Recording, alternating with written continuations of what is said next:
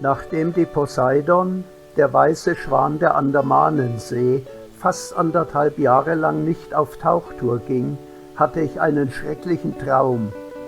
Das stolze Schiff lag zu einem Wrack verkommen in einem Mangrovenwald. Zum Glück erwachte ich, ehe ich psychischen Schaden nahm, und stellte fest, dass ich mich beeilen musste, um rechtzeitig zur Werft zu kommen, wo der Schwan zu Wasser gelassen werden sollte. Die meisten Arbeiten an der Poseidon waren beendet.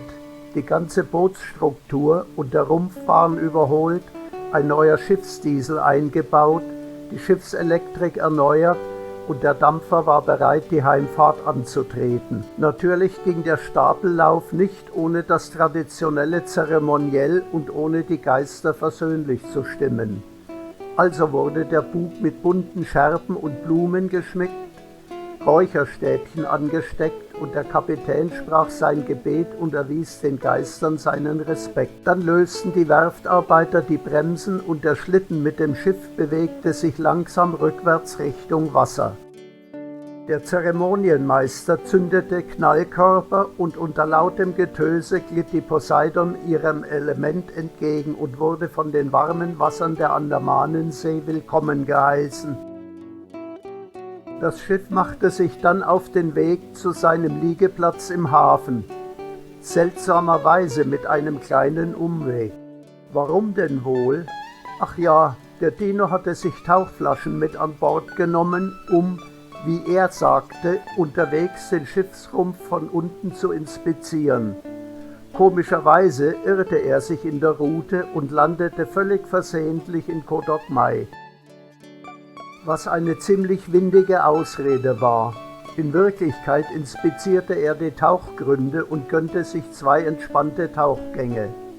Dabei traf er dann auch ein paar seiner Freunde mit Kiemen und Scheren und fühlte sich fast wie in Zeiten vor Korönchen. Nur die sonst an Bord üblichen Tauchfreunde vermisste er auf der Heimfahrt. Deshalb blieb diese auch ohne abschließende Tea-Time.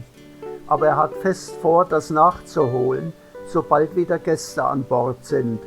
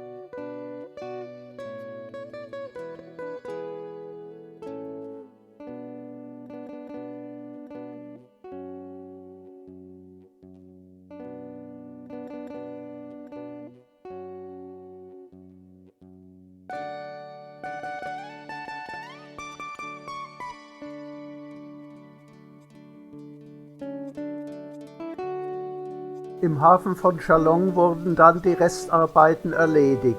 Die Kompressoranlage ist auch eingebaut, jetzt muss nur noch ein neues Sonnensegel drauf, das alte hat ein Sturm mit sich genommen, aber der Dampfer ist einsatzbereit und wartet auf seine alten Gäste. Ach ja, in der Nacht nach der Heimfahrt hatte ich dann auch viel bessere Träume als davor.